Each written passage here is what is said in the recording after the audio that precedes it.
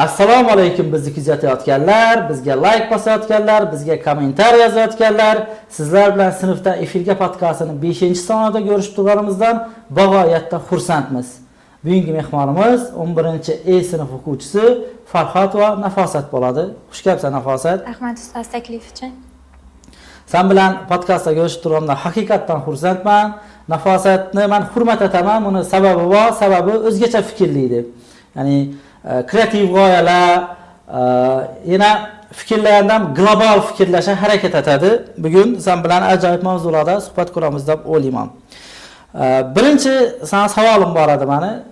Sana taklif etdim darsda, "Gel Nafosat podkastda yaxshi suhbat oladi, menimcha ko'pchilik uchun qiziq oladi" desam, sen aytding, boshda rozi oldimdan keyin o'ylanib qoldik. Sat imtihonim, sat haqqida gaplashamiz desam, men sertifikatdan pasport oldim, yakunini topshiraturman, baland ball olsam, ganaman dedingda. Nima uchun faqat muvaffaqiyatga erishganlarni chaqirish kerak deb o'ylaysan? Ya ko'pchilik shunday o'ylaydi-da o'zi. Yo'q, rostdan ko'pchilik shunday deb o'ylaydi. Boshda IELTS'ni o'tgan yil taxminan shu vaqtlar alqinda oldim. Har doim aytmayman degan ishlarim atamandan. Ingliz tilida boshda beruvchi imtihon bo'ldi, prezident maktabini aylandik-ku. Shunda yiqilib Shundan keyin menimcha bir failurdan qo'rqib qoldim, yutqizishdan ma'lum darajada.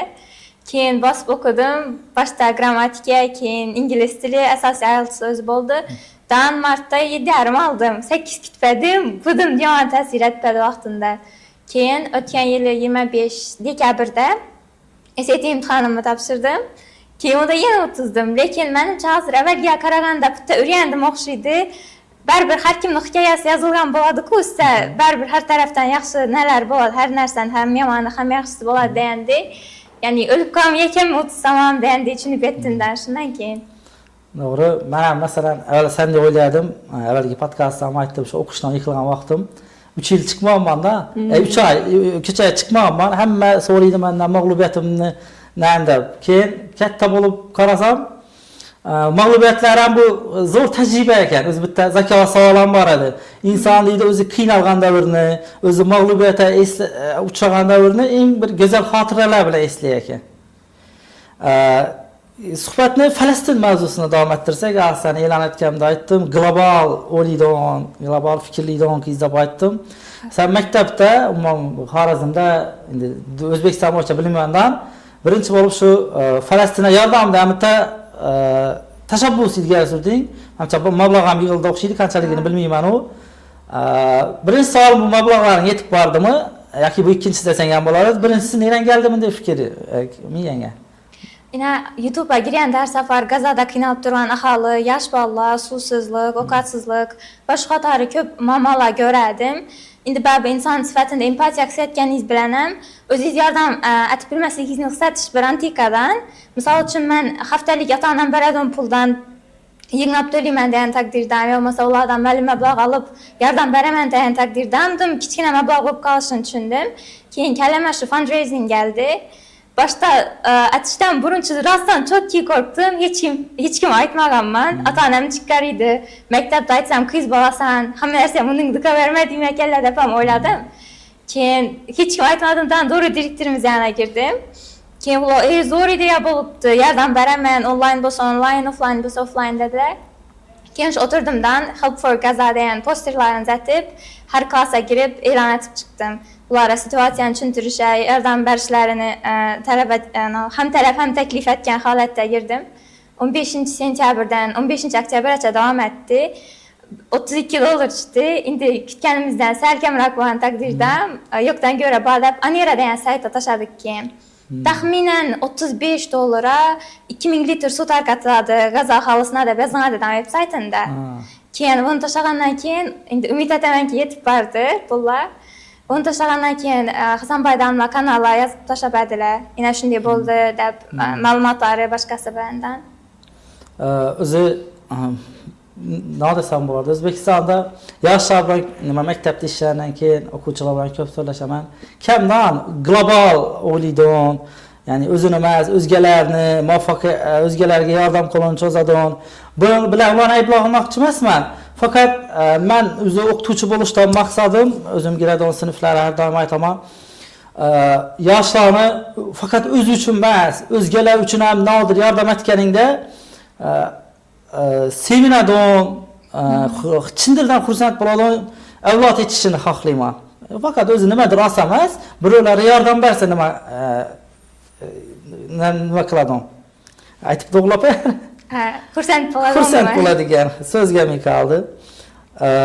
Bekzod Saidovni ayting, direktorimiz juda ham ajoyib edi.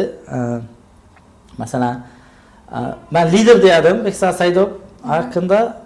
Masalan, maktabda podkast olacakman yoki maktabda fotoapparat kerak desam, u yo'q demayman, hech qachon. Har doim qo'llab-quvvatlab o'zi birinchi, o'sha olib turgan kameramizdan 13 million, 15 million, mikrofonimizni 5,5 million, keyin ana vajlarimizni hatto uyda lampalar turibdi, yak qo'yardim, endi bunga qo'ymadim. Shuni o'zini yonidan olib berganlar, hech maktabni puli emas, o'zini oyligidan olib bergan. Men yo'q, sen ol, sen shu yoshlarni qo'llab-quvvatla deb. Bab O'zbekistonda kamang shunday holatda. Ya'ni boshqacha bir fikr aytsangiz, ko'pinchalik qarshi chiqadiganlar ko'p, lekin shu bizning maktabda aytdim, boshda rostdan qo'rqmadim. Lekin aytgandan keyin qarasam, ko'pchilik pozitiv qaradi. O'qituvchilar ham, biram darsma vaqt berding, boshqa demadilar. O'zingiz ham meni posterlarni ko'paytirib berdingiz, ko'paytirib berib. O'zi har bir ishni boshi qiyin bo'ladi. Keyin odamlar ko'nikadi, lekin boshda qilganlar uchun qiyin bo'ladi. Masalan, birinchilar uchun har doim nimadir qilish qiyin. Suhbatimizni davom ettirsak, o'zgacha fikrlaydiganlar haqida nima deysan? Hayotda o'zgacha fikrlash kerakmi yo hamma bilan bir xil fikrlab yurish kerak? Masalan, hozir ko'pchilikni meni davrimda ham shunday edi, bir xil fikrlaydi, fikrlashni o'qishga girsam, zo'r kasb egallasam, zo'r maosh olsam, shundayda hamma tipa bir xildan. Boshqa bir g'oyasi yo'q. Menimcha hamma o'zi har xil fikrlaydi va o'zini yo'lida bir boshqacha unik yo'lda fikrlashsa kerak. Bizlar kichik vaqtimizdan har qaysimizni o'zlarimizni tajribalarimiz bor, dunyo qarashimizni ko'rsatadigan bir ochkimiz bor desam bo'ladi-ku. Har kim o'zini yarasha bir zo'r yo'linda, boshqacha ajoyib turadigan yo'linda o'ylasa kerak, lekin bizlarda taqlid ko'p bo'ladi-ku. Bir boshqacha narsani aytib qo'ysangiz qo'rqasiz, yo odamlar bir Allah qaramasin, jiddiy ekan deb o'ylamasin deb o'ylaysiz-ku. Shuning uchun ko'pchilik so'ylab bilmasa kerak. Ya'ni hammaning o'zine yarasha ajralib turadigan talantlari, bir zo'r o'ylab qo'ygan narsalar bo'lishi mumkin miyasida, lekin haqiqatda bana aytishini qo'rqib qolishlari mumkin-da. Misol uchun, yadingizda bo'lsa bir safar front artindami, nodayam bir urush kinosi ko'rdik-ku. G'arbiy front o'zgarishi. G'arbiy front o'zgarishi yo'q. Shundan keyin men nima dedim? Qochib ketsa bo'lmaydimi? Bab urushku hech kimga ma'naviy jihatdan ham, diniy jihatdan ham hech kimga foydasi yo'q urushni boshlandan deganda bir shuda vaj boshlanib ketadi-ku, janjal deymi, bahs boshlanib ketadi avval.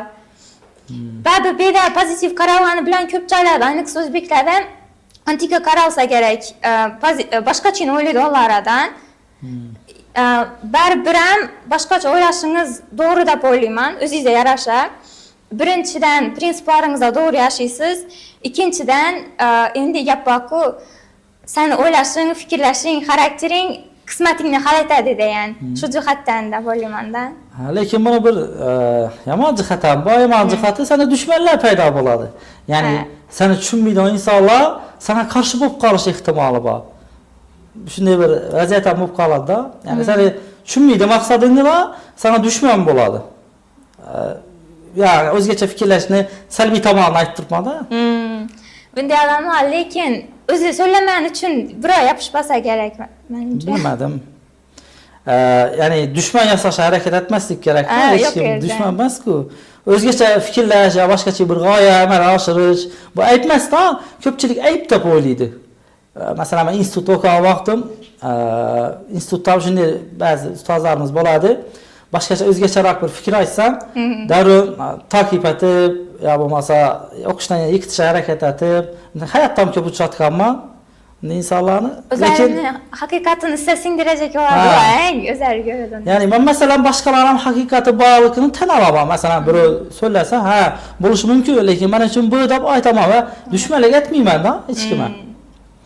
Va o'zgacha fikrlashning salbiy jihati.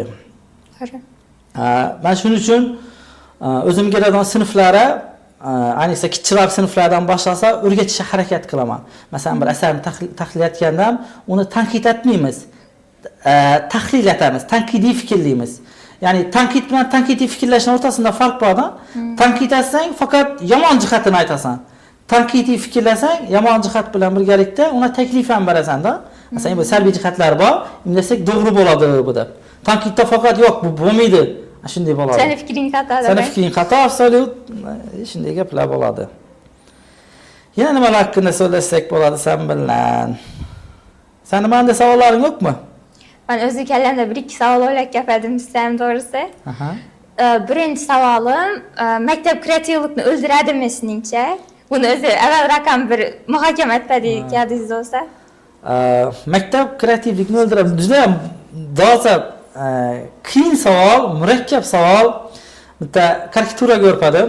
Karikaturada maktab o'quvchilari har xil bo'lib kiradi, daraxt misolida, lekin hammasini bir xil chopadilar, bir xil ko'rinish kelib qo'yadilar.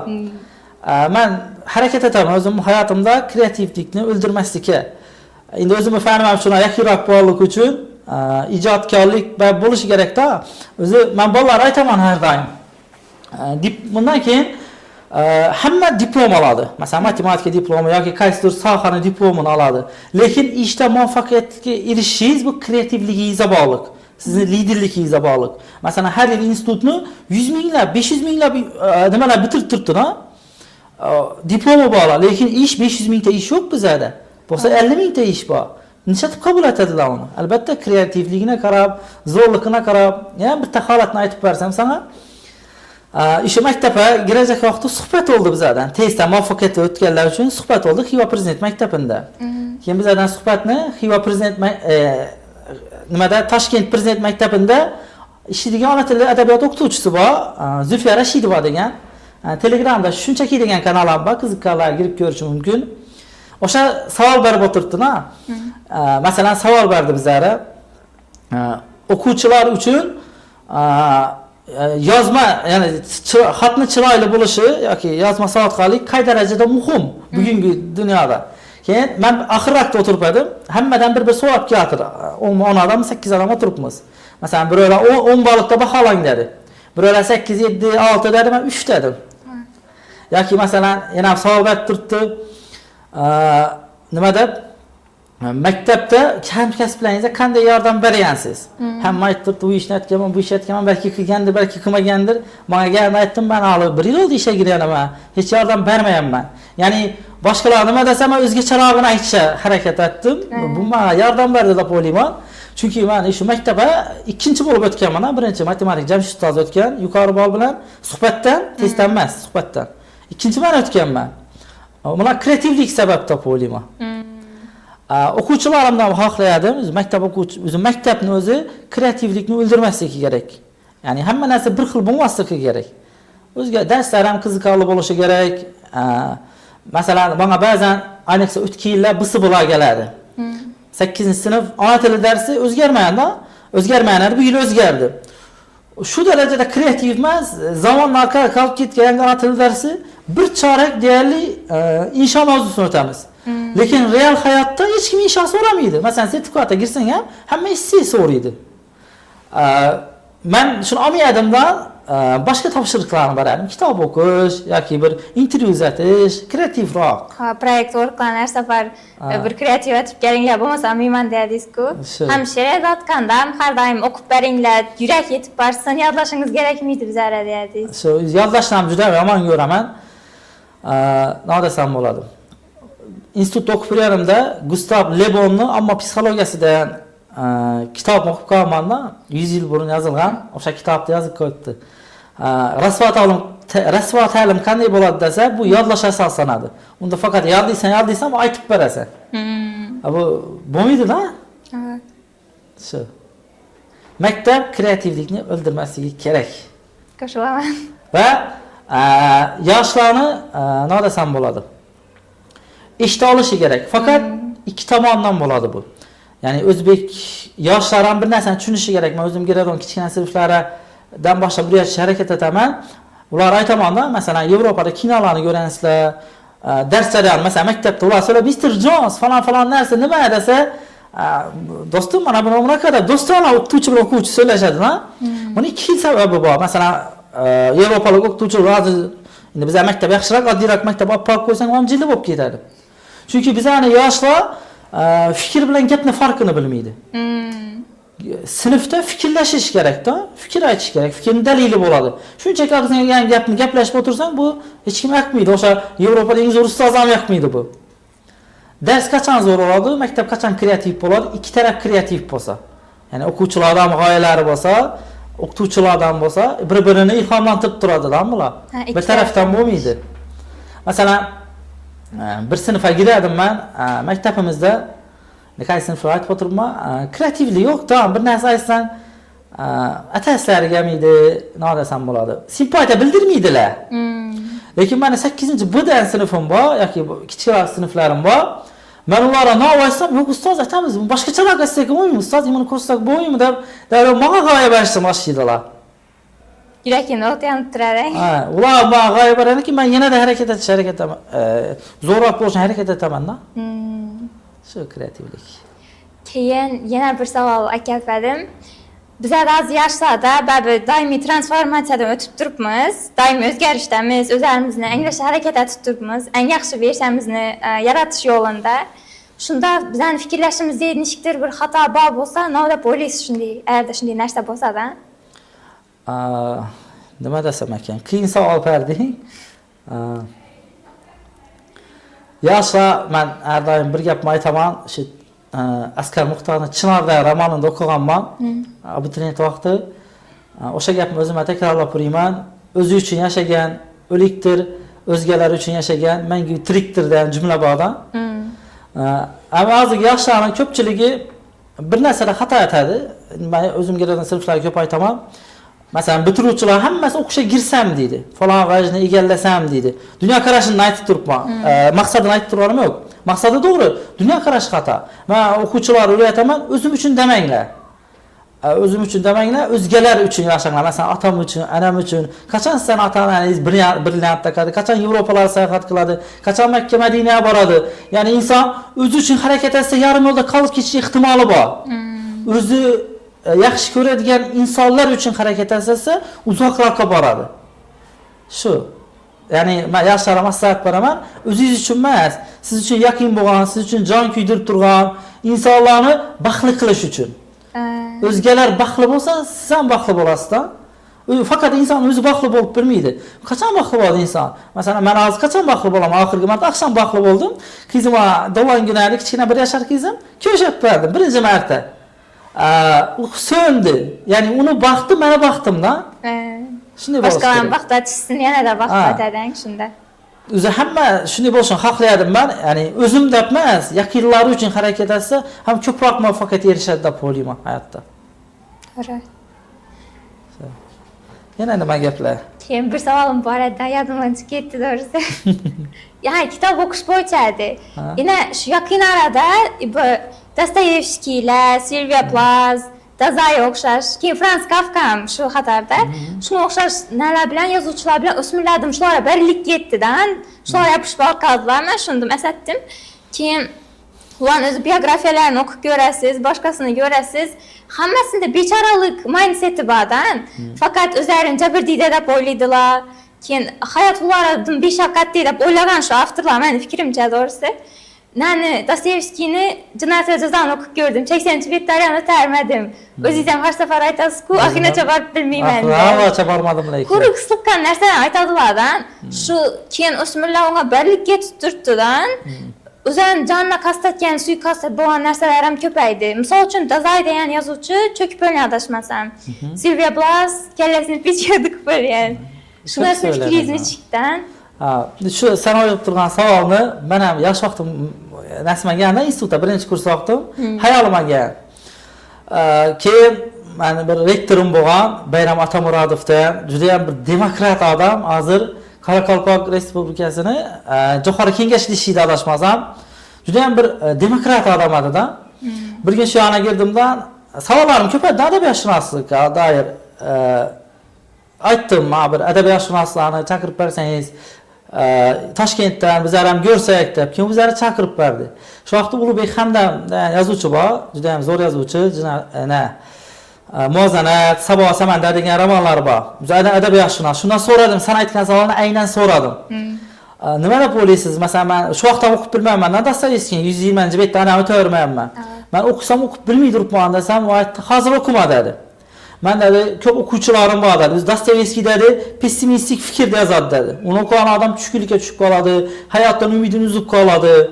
Masalan, yaqinda bir ikki o'quvchi keldi, shu Dostoyevskiy o'qigan, o'zi hayotdan do'yib bo'lganda dedi. Shuning uchun yosh kattaroq bo'lganda, hayotni qiyinchiliklarini ko'rgandan keyin o'qisang bo'ladi deb maslahat berdi. Keyin o'sha insonni o'sha kitoblarni, Dostoyevskiy kitoblarini, keyin Ulis romanlarini tarjima qilgan inson bor. O'zbekiston qahramoni, akademik adashmasam Ibrohim G'ofurov. Bular ham suhbatda bo'lsa muvaffaq bo'lman, juda ham baxtli insonman. Uni savol beryapman, nima uchun qiyin bu asarlar tarjima etgan insonni? Ya inson ham aytgan, bu asarlarning qiyinligiga sabab inson psixologiyasi bilan o'ynashadi. Ya'ni psixan güçlü bo'lish kerak bu asarni o'qish uchun. Bo'lmasa, u seni domina tortib ketadi, xuddi girdob o'xshab.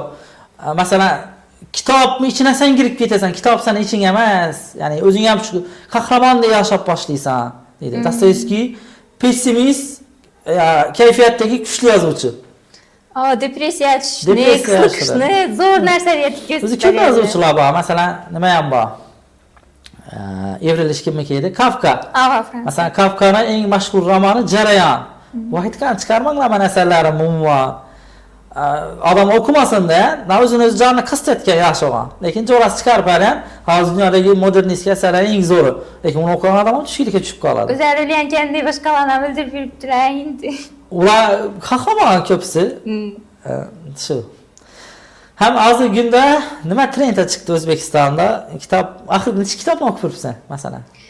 Axir shu Graf Monte Cristo'ni boshladim, asarlab tugatmadim. Kinosini ko'rgandan keyin 2002 versiyasini demak qoldi. Uni fikrlashini ko'rajak edimdan, keyin o'zimning haqiqatlarim bilan solishtirib, to'g'rilashga harakat etajak edim. Monte Cristo juda ham zo'r asar, xuddi 1001 kecha ertaklarni o'xshaydi. Turk adabiyotidan fikring qanday? O'qib turibmisan, o'qidingmi? Avval o'qidim 8-9 klasslarda bilimman. Bedaba Turk adabiyotlari yoqmaydi menga. Bir gapni boshidan takrorlaydi, oxiridan takrorlaydi. O'zingga xush kelibsan-da, men odan birini o'qibadimdan. Bo'ldi, endi boshqalar qiziqmas ediki, izini yana bir narsa deydi, bir uyg'unlik yo'q kitobning o'zining ichida. Shu hozir trendga chiqib turgan yoshlarning qo'lida men juda ham ko'p Turk adabiyotiga o'raman-da. O'zim ham endi zamondan qolib ketmayin deb olib o'qish harakat etaman, lekin yoqmaydi menga. Ya'ni saviyali emas asarlar, faqat inglizcha bestseller deb aytiladi. Bestsellermi? Shu maqom ostida reklama bilan sotib turibdilar. Endi men bu gapim bilan Turk adabiyotini yomonlamoqchi emasman. O'zi Turk adabiyotining sevimli yozuvchilari ham bor. Masalan, Ahmad Lutfi Qozonchi bor. U kitobni Saodat asri juda ham zo'r asar. Yoki yana kimlar bor edi? O'gay onani kim yozibdi? O'gay ona yodimda yo'q. Xullas, bular ham Turkiyada o'qishadi. Lekin hozirgi muqovas chiroyli kitoblarni ko'pisini bu yerda taxlab qo'yibman, reklama o'zim olib, bir 50-60 o'qiyman, yoqmay qoladi. Ichida ma'no yo'q-eng. Bu kallangizda palapartishlik bo'ladi-ku, ba'zi odam o'yladi, shu narsalarni gazda tushirib qo'ygan deydan, bir filtrlanmagan deydi rasmiy kitoblarning ko'pisi. Hozir endi rejalashtirib turibman. Oxirgi marta eng zo'r o'qigan kitobim Yashamoqni o'qidim. Yashamoq haqiqatan menga yoqdi. Undan keyin hali endi romanlar o'qidim, bir ikkita Shawshankdan qochish va ta'limiy kitoblar o'qidim, lekin bir zo'r roman topa olmay turibman. Hozir internetda mashhur bo'lib turibdi, Yaldo kechasi degan bitta roman.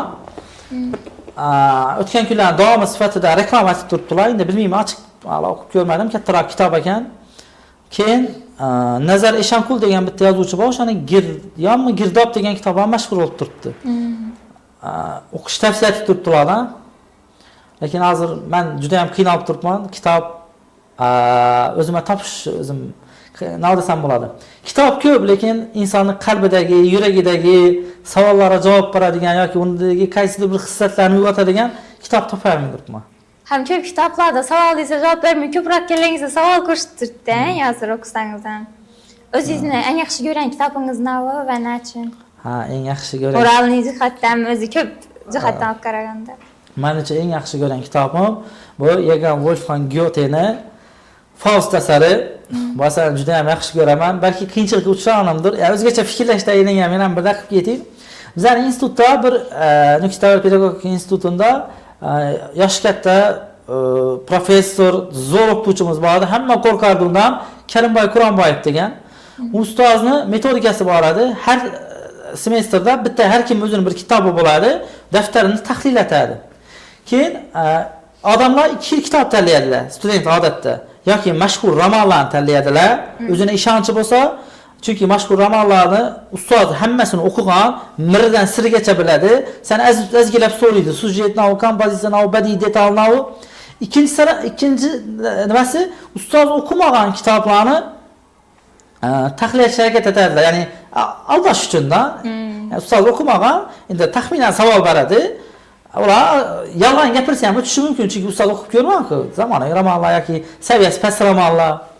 Mana esa menimcha institut tarixida hech kim aytmayotganman, o'sha Goetheni she'riy romanini o'qiganman. She'riydan bir roman. Ustozni bitta odati bor edi, daftari bo'ladi. Bir yomonroq endi fikrine karşılar fikir aytsan yazıp qo'yadidan sen esdan chiqarmayadi. O'sha romanni tanladim, yo'q bo'lmaydi dedi-da ustoz. Men yo'q, shuni aytaman dedim. Mana bir 3-4 soat darsdan girizmadi. Ya'ni men ishonmadim shu asarni tahlil etib bilishim. Chunki u Faust asarini olasam bo'ladi. Goetheni o'zi 50 yilda yozgan bu asarni. Va sana tarjima etish uchun Erkin Vohidov ishdan bo'shagandan 4 yil umrini sarflagan. O'zbekiston tarjima etib bilmaydi, hissata olmagan asarni. Borgandan Germaniyaga borib, o'sha ko'chalarni, nimalarni ko'rib, Goethe bilan tanishib, keyin tarjima etgan. O'ta kuchli asardan u. Keyin ustoz iltimos mendan bir so'rang, albatta uddalayman dedim. Keyin so'radi. Keyin tahlil etib berdim. Ish qilib ustozdan baho olish qiynabdan, oxiri shu darajaga yetdi. Oxirida imtihon bo'ladi-ku, imtihonda og'zaki oladilar semestrni. Ben ve yana bitta Otabekdan kursdoshim bor Qo'shko'pirdan. Ikkimiz ustoz girmay imtihonga girib bahamizni qo'yib bergan. Men eslay olmayman, institut tarixida bizlardan keyin yoki bizlardan oldin bunaqa holat bo'lganligini. Lekin Faust haqida biroz gapirsam, Faustni nima haqida? Faustda shayton bilan Alloh o'rtasida jaro bo'ladi. Bitta Faust degan mo'min bandasi bo'ladi, o'shani yo'ldan ozdirish to'g'risida. Keyin shayton aytadi, Alloh bandan bo'lsa deydi, yo'ldan ozmaydi u deydi. Shayton boradidan Faustga taklif beradi. Sana bu dunyoda hamma narsa lazzatlarni, xohishingni bajaraman, narigi dunyoda menga ruhingni baxshida etasan. Ikkisi galashadilar, shu bilan boshlanib ketadi. O'zi boshlanishimiz o'rdan, hamma aytib beraman, aytib bersam. Ilohiyot ila band bo'ldim. Faylasufi xirarmand bo'ldim. Ilmi huquq, ilmi tabobat barchasini o'rgandim faqat menga bir narsa ayon, nodon edim, nodonman hamon. Ya'ni Faust o'zi professor, dunyodagi ko'p bilimlarni biladigan bo'ladi asardan, lekin u tanalib aytadiki, nodon edim, nodonman hamon. Faust ko'pchilikka tavsiya etaman, o'quvchilar bo'lsa izohlar yozib qoldiringlar. Qanday asar? Sizga yoqadimi yoki yoqmaydimi? Aynan qaysi qismi eng ajralib turadi shu kitobni? O'zingizga o'xshashlik hisotasizmi? Unda menga shayton obrazi yoqadi. Masalan, bizlarda oddiy hayotimizda shaytonni cheklab obishni odamga savol bersak, shayton yomon, unaqa deydi-ku. Faustning shaytoni donishmand. Ya'ni u aldamaydi, u haqiqatni aytadi, zo'r hayot haqiqatlarini aytadi. Endi hozir aytsam bir soat so'rayman Faust haqida. Ham Goetheni meni qiziqtirgani u sharqdan ilhomlangan. Ya'ni u diniy bilimlar bilan tanishgan Muhammad payg'ambarimiz sollallohu alayhi vasallamdan tanilgan o'zi bitta sitatasi mashhur dunyoda. Goethe aytadi, Muhammad payg'ambar deydi, axloq chegarasini biz zina deb aytsak deydi, eng balandinda turadi deydi. Biz yevropaliklar deydi, birinchi zinaga ham chiqqanimiz yo'q deydi-da. Ya'ni u sharq bilan uyg'urlik ham men uchun zo'r. Biz Alisher Navoiyni nishonlaymiz-ku bobomizni. Yaxshi ko'ramiz. Yevropada ko'pincha Goethe. Ya'ni biz hamsani qanchalik ulug'lasak, ular Faustni shu qadar yaxshi ko'radilar.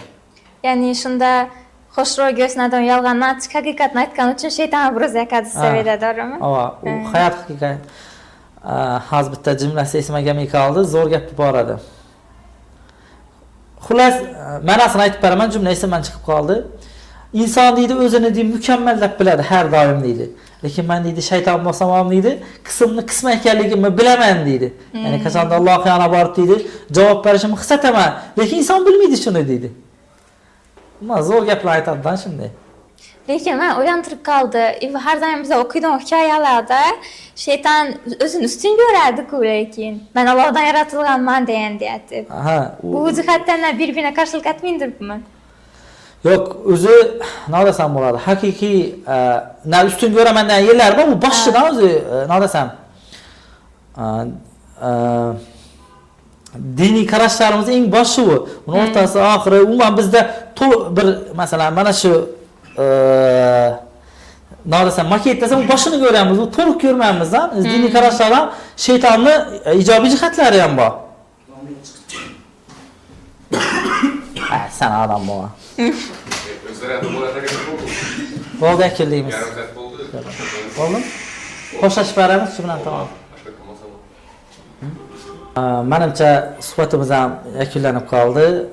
Yana ko'p mavzularda so'zlashishimiz mumkin edi, lekin hozirgi tomoshabinlarning sabri sal nimaroq. Ya'ni uzun ko'rsatuvlarni ko'rib o'tirmaydilar. Ganing uchun rahmat, yo'q demaning uchun rahmat. Sen bilan suhbat qilganimdan juda ham xursandman. Albatta bu suhbatni eslab yurayman yaxshi insonlar bilan, kreativ insonlar bilan. Hurmatli tomoshabinlar, bizlarni kuzatganlaringiz uchun rahmat, qo'llab-quvvatlaringiz uchun rahmat. Kommentariyada like bosinglar, bizni qo'llab-quvvatlanglar. Ta'limga oid ko'rsatuvimizni, ya'ni podkastimizni davom qilishga harakat etamiz. Rahmat.